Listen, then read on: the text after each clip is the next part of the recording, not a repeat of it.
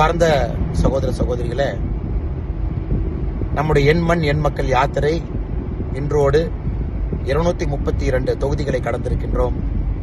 சற்று நேரத்திற்கு முன்பு 232வது தொகுதியாக மதுராந்தகத்தை கடந்துவிட்டு நாளை மறுநாள் திருப்பூரிலே காலையில 233, 34வது தொகுதியை கடக்க இருக்கின்றோம்.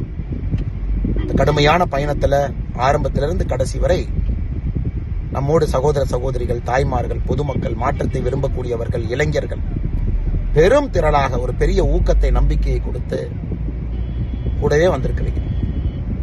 மிகப்பெரிய ஒரு எழுச்சியை ஏற்படுத்தி இருக்கின்றீர்கள். தமிழக அரசியலில் இத்தனை காலமாக நாம் எதிர்பார்த்த மாற்றம் நிச்சயமாக 2024 பாராளுமன்ற தேர்தலில் நடக்கப் போகுது என்பது நமக்கு மிக தெளிவாக தெரிய ஆரம்பித்திருக்கிறது. ஒரு பக்கம் மோடி ஐயாவுடைய அற்புதமான ஆட்சி, மற்றொரு பக்கம் தமிழக பாரதிய ஜனதா கட்சியினுடைய கடுமையான உழைப்பு, இன்னொரு பக்கம் தமிழக மக்களுடைய நேர்மையான அரசியலுக்கான இயக்கம்.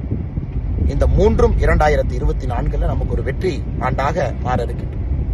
என்னுடைய அன்பான வேண்டுகோள் உங்களுக்கு, ஆரம்பத்திலிருந்து கடைசி வரை பயணம் செய்தவர்கள், யாத்திரையை பார்த்தவர்கள், அன்புமலை பொழிந்தவர்கள், யாத்திரைக்கு உதவியவர்கள், யாத்திரையை பார்க்க முடியாமல் சில நேரத்திலே தவறவிட்டவர்கள், உங்கள் அனைவரையும் உங்களுடைய அன்பு தம்பியாக நிறைவு நிகழ்ச்சி பல்லடத்திற்கு 27ஆம் தேதி மதியம் 12 மணி அளவில் நீங்கள் வர வேண்டும் என்று அன்போடு உங்களை அழைக்கின்றேன்.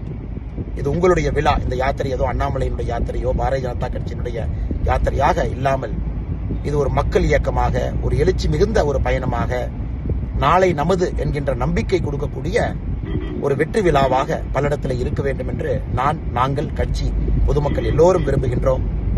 என்னுடைய தனிப்பட்ட முறையில் ஒரு அழைப்பாக எடுத்துக்கொள்ளுங்கள்.